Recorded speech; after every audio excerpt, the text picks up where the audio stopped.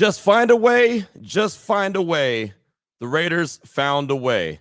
That plus more on Monday's edition of the Locked On Raiders podcast for September 16th, 2024.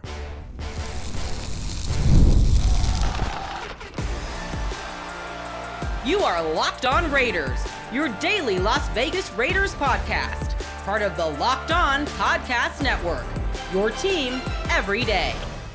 And welcome in, Raider Nation, to another edition of the Locked On Raiders podcast. Thank you so much for making the show your first listen of the day. Make sure you subscribe or follow for free on YouTube or wherever you get your podcast to get the latest edition of the show as soon as it becomes available. And as always, if you're checking us out on YouTube, you know we appreciate that. The show continues to grow each and every day, and that's because of your support and because of my man, Ari, who does a great job behind the scenes making sure we're up there on YouTube. We're looking good and we're sounding good. So we shout him out and we appreciate him. He's on Twitter at Ari Produces. I'm on Twitter as well at your boy Q254. And you know, we got the Locked On Raider podcast voicemail line at 707-654-4693. And as you can imagine, throughout the course of the day on Sunday, the Locked On Raider podcast voicemail line was going up big, right? Big calls, big texts, and from a lot of different emotions, from good, bad, ugly, or maybe it was ugly, bad, good. Whatever the case may be, but a ton of texts, a ton of call. We'll get to as many as possible coming up in segment number 3 of today's Locked On Raiders podcast. But as you know, when the Raiders win, we hand out game balls. So coming up in segment number 2,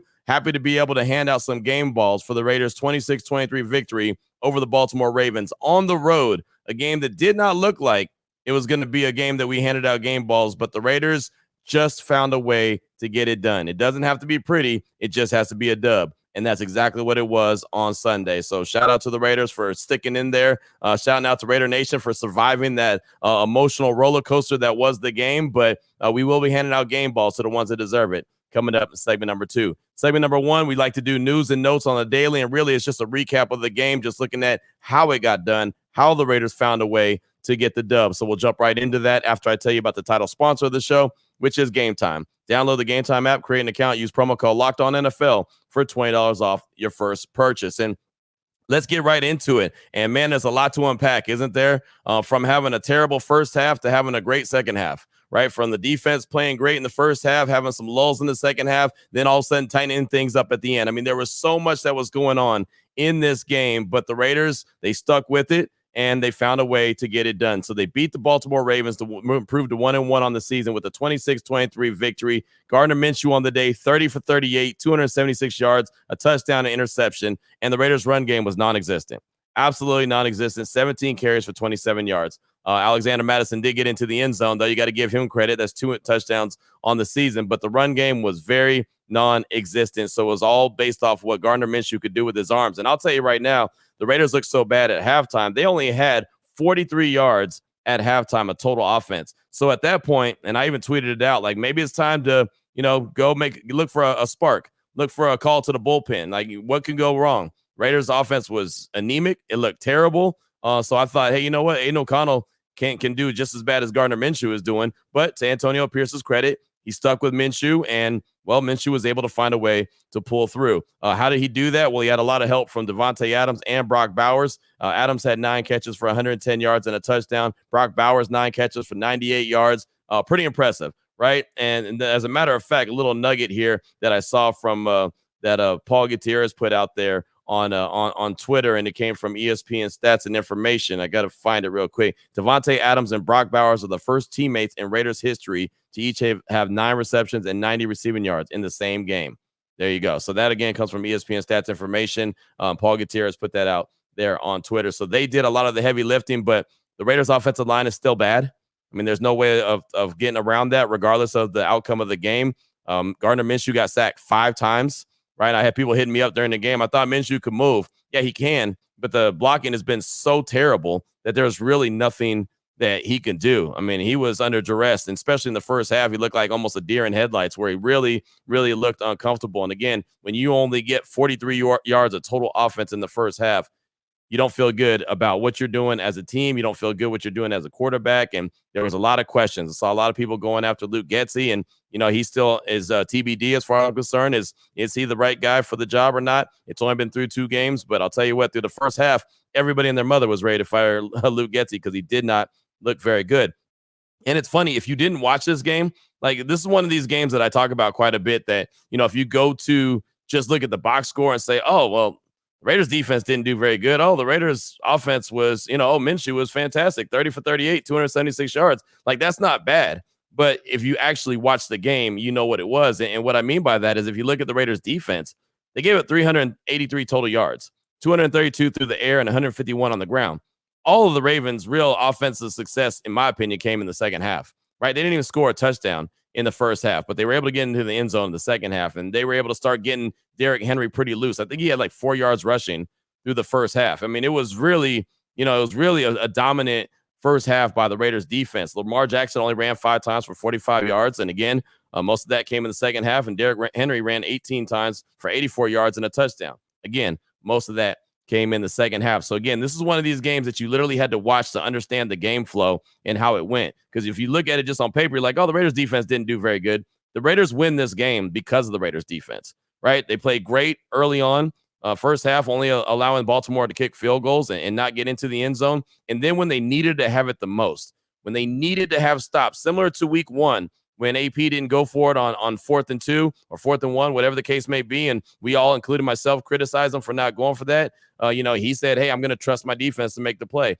And they didn't make the play when they needed to in week 1 against the Chargers. They needed to get off the field. They needed to be able to get the ball back to the offense late in the game when they were having a little bit of momentum, and they did. They stepped up in a major way and were able to make it happen. So again, if you just look at the stats, you say, oh, the defense didn't play very well, but the defensive line did a good job. The linebackers did a good job, and the secondary, when asked to make plays, did so as well. Cash Money Carlson, we talked about special teams. Like, he has to continue to be that guy. 4 for 4 on field goals, and 2 were 50-plus yards. One was 51 and one was 53. So he obviously got his groove back after missing 1 kick last week. So that was, really important that the Raiders were able to stick with their game plan, stick with what they wanted to do, but at the same time, having the ability to adjust where, okay, the running game's not working. We're still going to stick with what we do offensively, but we're just going to lean heavily on the passing game. We're going to lean heavily on Brock Bowers, the rookie, and Davante Adams, and make things happen. And Davante came up with some big catches. Brock Bowers came up with some, big catches, especially on the scramble drill where Minshew used his legs to, move the pocket, something that's very important, and get out of harm's way, and then throw a ball down the field to Brock Bowers, who was smart and was working with him on that scramble drill, was looking back and said, oh, my quarterback's in trouble. Let me go back to him. And I thought about it on that play. I thought he got into the end zone. It looked really close, like that could have been a Brock Bowers a touchdown. He catches it and fights for yards, fight for yards, and basically his knee goes down right at the goal line. But Antonio Pierce didn't review it. They didn't go for it, or they didn't review it. They just first and goal, boom, punched it into the end zone. So no harm, no foul. And to be honest, right, as much as I got to give the Raiders a lot of credit for sticking with everything that they were sticking with and finding a way to get the dub, I will say that I thought John Harbaugh made a couple mistakes, including challenging the non-catch, the Zay Flowers catch along the sideline that clearly wasn't a catch. I thought that was a mistake going in challenging that in the first half. And then when he challenged one in the second half, the Davante Adams catch that clearly was a catch, that took a timeout away from him, right? They had that timeout. They didn't have any more challenges after losing both of those, but that took a timeout away from him when he challenged that Davante Adams one in the second half. And they needed a timeout as they were trying to drive down the field and get into Tucker field goal range. They needed a timeout, and they didn't have one. And so I thought that was a bad decision from a really good coach. I think that John Harbaugh is one of the better coaches in the league. Obviously, he's been a Ravens head coach for a long time, but he made a couple mistakes. I felt like he got emotional and allowed the fans to basically talk him into challenging, especially on the Zay Flowers one. That was clearly not a catch. I mean, if I'm sitting on my couch and I could see the replay one time and say, oh, that's incomplete, or look at Davante Adams and say, yeah, that was a catch. I don't know why these guys that have all this great camera angle and got the guys upstairs in the booth, I don't know why they didn't just say that. But, they didn't. Harbaugh went for it, and he lost on both of those. But that timeout that he lost in the second half with that Davante Adams challenge, that was a huge, huge part of the game. Max Crosby came out like Mad Max. he was playing like a man possessed, and he heard all week long people that doubted the Raiders, doubted the defense was going to be able to stop Lamar Jackson, including myself. I had my own questions, and mine weren't really necessarily the defense. Mine were, can the offense do enough? And for most of the game, I felt like, no, they're not. They're not going to be able to do enough, but they did do enough to get it done. Antonio Pierce gets his first win as the full-time head coach, not the interim. So obviously that's a big reward for him. We get to talk to him this morning. So look forward to talking to him, see what he thinks. And I know I heard him after the game say there's a lot of meat left out on the bone. The offense still has a lot of work to do, and clearly they do. I don't know if they change up their philosophy. I had a couple people text me and say, I think the Raiders need to, be a pass first team and then open up the run. I don't know if that's what they decided to do, but clearly they've got to be able to find a way to get jump started and get that offense going early, because it didn't come on till the second half, and luckily their defense was able to keep them around in that game. But all in all, a hell of a victory. Go on the road, tough place to play. Knowing Baltimore is 0-1. It's an early East Coast or early West Coast, I should say, kickoff 10 a.m. Pacific time. But to Antonio Pierce's credit, and I got to give him this credit, he did it last year as well. He kept changing the time of practice to earlier and earlier and earlier to get the body clocks of the team kind of prepared to that East Coast time. He did that last year. He did that this year, and I think that really does help. And, it seemed like the offense, even though they weren't, great in the first half, it seemed like the team was still ready to go. Even though the offense wasn't clicking, the team in general looked like they got off the bus ready to go. I will say one thing I'm pretty concerned about, and I'll ask Antonio Pierce about that today, is the health of Colton Miller, because he has not looked very Colton Miller-like. I think he's given up, 4 sacks already this season. The Raiders gave up, 9 in 2 games. You can't do that, right? The quarterback, no matter who it is, Minshew or O'Connell, neither one of those guys is going to survive if they're getting sacked consistently 4 or 5 times a game. But at the end of the day, it's all about what? Just win, baby. And that's exactly what they did. 26-23. They improved to 1-1 and have the Carolina Panthers coming into their house, Allegiant Stadium, this upcoming season, Sunday, for the season home opener. So who do the game balls go out to? Well, we'll break that down coming up next in segment number 2 of today's Locked On Raiders podcast. Before we get to that, though, I do want to tell you about a couple great sponsors here of the Locked On Raiders podcast, including PrizePicks.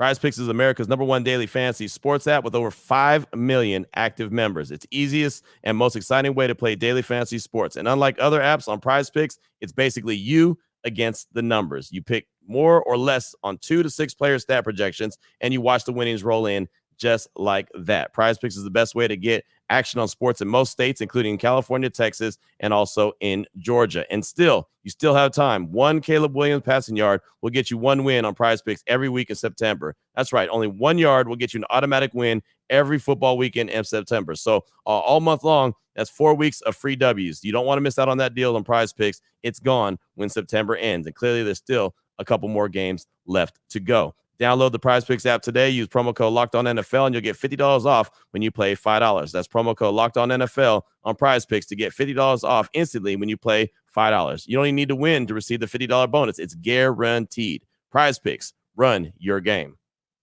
I also want to tell you about DoorDash. And maybe you were in the middle of that game on Sunday and, you thought that, well, this is over. This is a wrap. I'm going to go out and get something to eat, but then thought about it. You know what?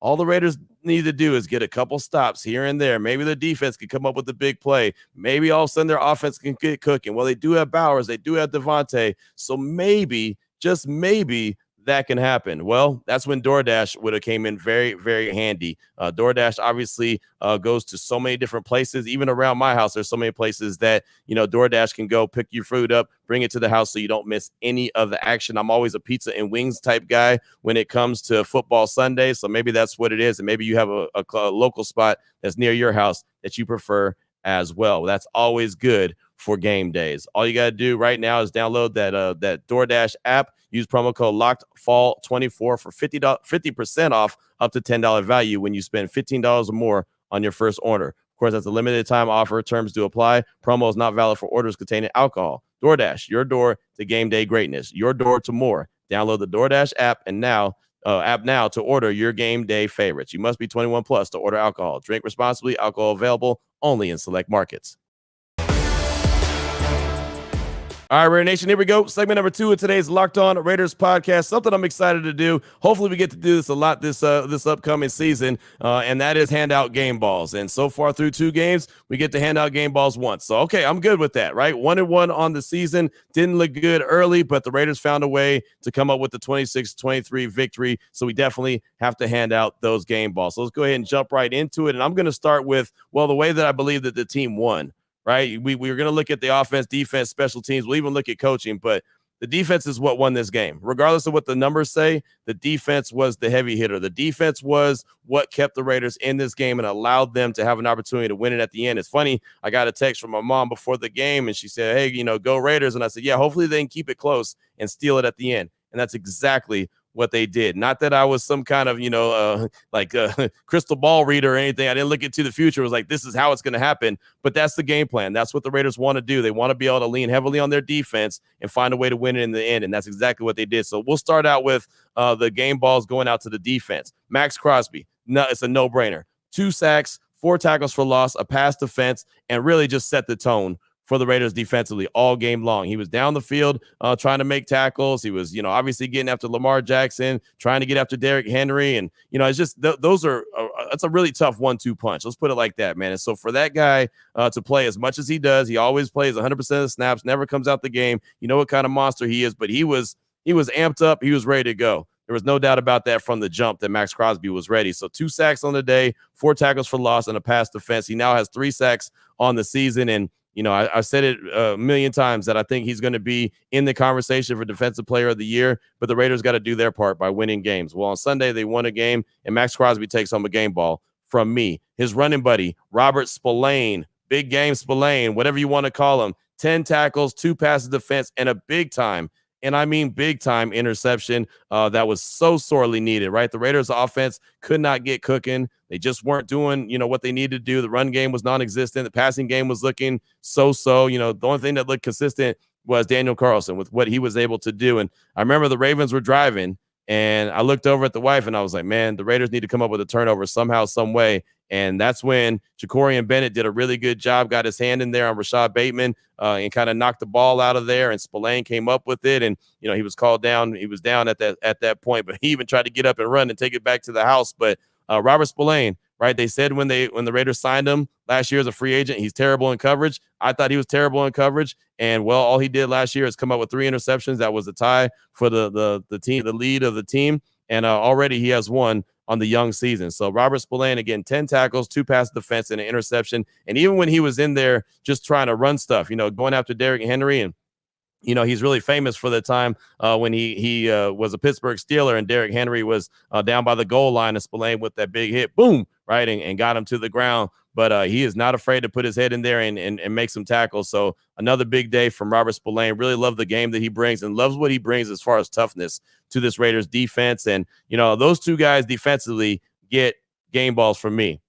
Honorable mention, I'm just not going to hand out a game ball to everybody, but Ja'Cory Bennett and Jack Jones. Ja'Cory Bennett, for what I just mentioned, the play that he made to be able to knock that ball up, and Spillane comes up with the interception. But he also had a couple other really good, pass defense when he was out there on the boundary, and I thought he did a really good job. And he's been doing a good job. I've been saying it since training camp, and it hasn't let up at all. So I think that Ja'Cory Bennett, and I'm sure he had a good time going back to Maryland, where he played in college at the University of Maryland, returning to that state. I'm sure he had a good time. But he's an honorable mention, and Jack Jones for a play that he made on Isaiah Likely late in the game while the Ravens were trying to get down the field and get that game-time field goal at the end. Lamar threw it to the sideline. Likely had the ball in his hands, and Jack Jones played a role in knocking that ball out, or else they would have been in field goal range. He would have gone out of bounds, and the clock would have stopped probably with about a second left. But Jack Jones did a really good job with that as well. I thought he had a good game. So the secondary in general, I thought did really good. Was there times when guys like Zay Flowers got open? Sure. Mark Andrews? Sure. Likely? Sure. But that's going to happen. But for the most part, I thought they did really good. But they get honorable mentions. Not going to hand I didn't want to split the game ball because, well, we don't split game balls around here. Offensively, got to give it up to Gardner Minshew, right? It didn't look pretty early. Matter of fact, it looked bad. I was thinking that Aiden O'Connell was going to get the call because it was a very winnable game. That was the thing about it. The defense was playing well enough where going into halftime, when they're only down 3 points, I thought, man, if you make a call to Aiden O'Connell, maybe he provides a spark just because he's someone else. He's seeing it from a different angle. Maybe he can throw the ball down the field. I know he's not going to run around because, well, he's just not that guy, and the offensive line is struggling, but maybe O'Connell could come in and provide a spark. But they stuck with Gardner Minshew, and Gardner Minshew found a way to get it done. 30 for 38, 276 yards, a touchdown, and a pick. The pick was inexcusable. It was a bad throw. It was late. He just shouldn't have thrown that one. And there was multiple passes that he had that just didn't make a whole lot of sense. Right, there was some of these screen passes that was behind the line of scrimmage that looked terrible. Right, threw the ball high, didn't know what the call was on that one, but they were they've stuck with it, and they're able to find a way to get it done. Matter of fact, following the game, Gardner Minshew caught up with CBS Sports and talked about the emotional roller coaster that was that game. Check it out. Raiders quarterback Gardner Minshew wasn't pretty to start, but a tale of two halves. Then you found Davante Adams. He had 110 yards for a touchdown. Brock Bowers, 98 yards. How awesome are those guys? It's so awesome, man. The persistence to stay with it. First half was ugly. Last week was ugly. We're just going to find a way. We're going to continue to get better, and we're going to find a way. You know, Max Crosby was a maniac today. He had 2 sacks, 4 tackles for loss, but really your entire defense got consistent pressure and really disrupted the reigning NFL MVP. Talk about the level your defense is operating at right now. Man, it's amazing. The focus all week at practice, the emphasis on Lamar, the special player that he is.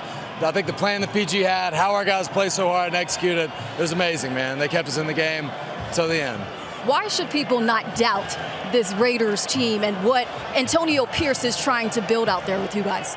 Oh, man, I don't care what they doubt. We believe it. You know what I'm saying? We're going to continue to get better. We got the right people to do it. Not the right players, the right people to do it. And as long as we got that, we're going to be all right. Congrats on the win. All right, thank you. So I got to give Gardner Minshew, the game ball for sticking in there and making it happen. And when the Raiders needed it the most, he was able to come through. Again, 30 for 38, 276 yards, a touchdown, and a pick. Davante Adams, no-brainer, 9 catches, 110 yards, and a touchdown. Really showed what he can be and who he can be. And one of the keys I talked about on Friday was just trusting Davante. Sometimes he might look like he's covered, but you just got to give him an opportunity. Minshew did that late in the game. There was a couple of passes he made, one down the sideline that was about a 30-yard gainer that Adams came down with. That is just, okay, he's covered, but it's Davante Adams. Then there's the other one where he had the toes down, the one that John Harbaugh decided that he was going to challenge. Again, trusting Davante Adams. There was a nice timing route in the middle of the field, again, on Davante Adams. And he did put one on the ground. He had one where he probably could have took it to the house, and that's exactly what he was thinking about the run after the catch, and he didn't see it in his hands, man. He was wide open. That could have been a touchdown as well. Luckily, it worked out okay, but so Davante Adams, there's no doubt about it. He gets a game ball, and his running buddy, the rookie, Brock Bowers, 9 catches, 98 yards, hasn't got his first NFL touchdown yet. I thought he had it. I thought he did, but, man, you could see when that guy gets the ball in his hands, he is so difficult to bring down. Right, he is not that guy that just goes down on first contact. He'll run through arm tackles, and he's fast enough to run past you and run away from you. So, man, that addition of Brock Bowers, I know a lot of people criticize it when he was selected number 13 overall, but you've seen what he's able to do in 2 games. 9 catches on Sunday, had 6 catches the week before.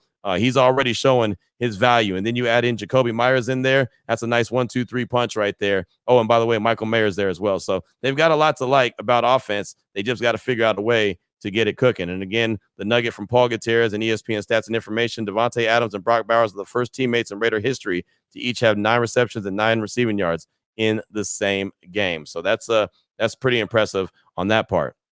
Special teams, the game ball goes out to Cash Money Carlson. It's not even close. 4 for 4 on field goals. Long was 53. 2 of them were 50-plus yards. And you saw Tucker, Justin Tucker, one of the best kickers in the league, if not the best kicker in the league, miss a field goal, right? And so just being able to have that guy go out there and you have the confidence that he's going to drill it every single time is going to keep you in the game. It's going to give you opportunities. So you got to shout out Daniel Carlson, 4 for 4. He's Cash Money Carlson. I know he missed week 1 against the Chargers, but he looks like he's in midseason form. So there's no doubt that I'm handing him a game ball. And then finally, coaching.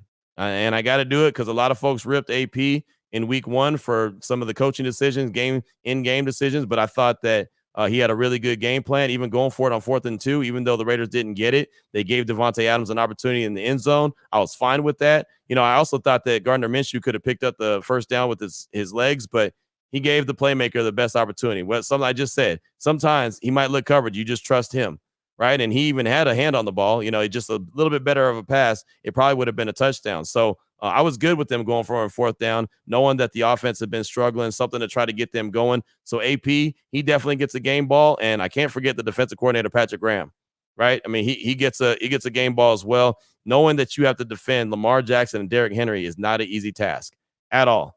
It just isn't. And the Raiders were able to get it done, and I'm just really impressed by the way that that the Raiders, especially the defensive line, tried to rush Lamar. That was one of the big keys that we had in the game. You couldn't get out of your lanes. You had to keep contained, and for the most part, the Raiders did that. He only ran the ball 5 times for 45 yards. That was it.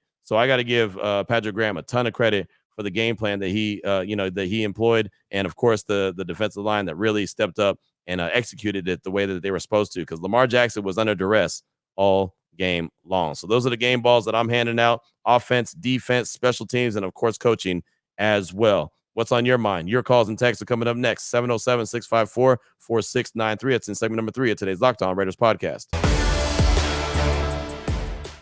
Before I get to that, though, I do want to tell you about Gametime. Gametime has a new feature called Gametime Picks. It makes getting tickets for your favorite live events even easier. So it'll filter out all the fluff to show you only the incredible deals for the seats that you're looking for, which is what you want, right? Again, you don't want all the fluff. You want to just get straight to the point and get all the incredible deals on your seat. They have an app feature that you can customize your spot, and you can have all kind of whatever you're looking for, whatever the features is that you want the most out of your seat, right? Wherever you're trying to look, and you can by the way, on the app as well, when you select that seat, you can see the view. So if there's a certain angle that you're looking for, if there's something that you're looking for as far as, well, how many people might be in front of me, as far as rows, all that other good stuff, you can get a really good idea of exactly what your experience is going to be like when you get to the game just by using the Gametime app. All you got to do is take the guesswork out of buying tickets with Gametime. All you do is download the app, create an account, use promo code LOCKEDONNFL for $20 off your first purchase. Again, terms do apply.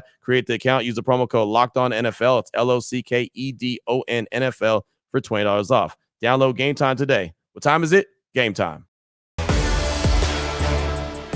Here we go, Raider Nation. Segment number 3 of today's Locked On Raiders podcast. Your calls and texts straight off that Locked On Raider podcast voicemail line, 707-654-4693. First one is from Raider Chus, I think that's what he said. He's calling to talk about the win and gives a few quick thoughts on it. Here he is, Raiders Chus. Good afternoon. My name is Raider Chus from Reno Valley.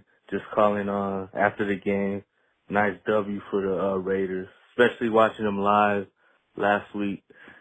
I wasn't impressed with the offense. I think this week the offense moved better, and like you always say, Q, if they score 24 or more points, we got a good enough defense to get the W. So I'm happy, 1-1. Let's go, Raiders. Hey, thanks for the call, my man. Appreciate you. If I got your name wrong, I'm sorry. I got a little muffled there on the call, but yeah, the key is 24 points, man. That's what I've been talking about. I've been stressing 24 points. Obviously, the Raiders hit 26, but it wasn't pretty, right? 10 points week 1 is not going to get it done. They can find a way. And AP said it when he got hired. His official, his press conference when they introduced him, he said, I need 24 points. If I can get 24 points, I trust my defense. And I'll tell you right now, with that defense that the Raiders have, if they can get 24 points, one, that's a good amount of points and a strong defense that makes you feel comfortable about where they're going to be. But two, it also allows the defense to get a little bit of rest because you're having some consistency, on offense, and you're sustaining some drives. I mean, think about it. If the Raiders score 24 points week 1, they win, right? Because they lost 22-10. So again, that's why the number for me, the magic number is 24. I don't know how they're going to find it. I think it's going to be a long time until they can get, used to that. As Lincoln Kennedy pointed out to me last week on Raider Nation Radio 920 when he joined my show, he said, look, the offense is going to take a while to get where it needs to be, probably like 7 to 8 weeks. So as long as they're building it, then that's cool. And as long as they can win some games along the way while they're building it, that's a good thing, right? It's great to be having things that they can sharpen up and build on, and they're still getting W's as opposed to loss after loss after loss after loss. Well, we're not quite there yet, right? So I'll take that. So them being 1-1 and obviously have a very favorable game coming up against the Carolina Panthers. Not that you could take them lightly, but as long as you go out there and handle your business, you should feel pretty good about this upcoming game. But you got to take it one game at a time and not overestimate or not look past an opponent. So there you go. 24 points again, as you mentioned, and I've mentioned many times. That's the magic number. Thanks for the call. I do appreciate you. Up next, got a text from Kenny in Long Beach. Hey, Q, it's Kenny from Long Beach. That was such a crazy game we witnessed earlier. The offense went from non-existent in the first 3 quarters to finally coming to life. What a way to fight for that W. Isn't it crazy how good the offense could be when they actually get the ball to our playmakers, such as Brock Bowers and Devontae Adams? The offense definitely needs to keep building on that. Max Crosby also continued to show why he's the best defender in the league, and the defense made huge stops and takeaways in critical moments. Not going to lie, I almost lost hope when the third quarter was ending and we were still down by a few scores, but like they say, it's any given Sunday. Now it's on to week 3 and our official home opener in Vegas. Go Raiders. That's Kenny in Long Beach, and yeah, that's what it was. It was a tale of 2 halves, or maybe even a tale of 3 quarters and a quarter, right? I mean, it it was wild. It was emotional. I had folks hitting me up saying that they were done with the team. Then all of a sudden they were hitting me back up talking about how happy they were. So that's how it goes. I always say this too, a side note. If you decide that you're done with the team, that's cool, right? That's your call. You don't have to check in and tell me. That's fine. I'm okay with that, right? And then if you don't check in and tell me, then, no harm, no foul. Nobody knows. So it's so funny that I get hit up with that all the time. Oh, this team, this, that, and the other. I'm done with them. Okay. And I usually don't even respond, or I say, well, you got to do what you got to do. And then all of a sudden, a few minutes later, it's like they're back, or a week later, they're back. It always cracks me up anytime I start getting multiple texts or multiple tweets or even calls sometimes saying that. But yeah, you're right. It's on to week 3. That's all that matters now is the Carolina Panthers and trying to protect your home field, which is Allegiant Stadium. You got 2 games back to back. You've got the Panthers and then the Browns week 3 and week 4. But thanks for that text. I do appreciate you. Up next, got a call from Mike in Santa Clarita. He's calling to react to the game and wanted to point out a couple dudes that stood out to him. Here he is, Mike in Santa Clarita. Q, first-time caller, long-time listener. What a freaking game. Mike from Santa Clarita, just calling because, man, screaming by the top of my lungs saying, Getsy has to go deep. The secondary was challenging our playmakers, and I'm going to bet on our playmakers every single damn time. Brock Bowers, beast, stud, worth the first-round pick. And Adams still that dude. Dropped a couple, but still that dude.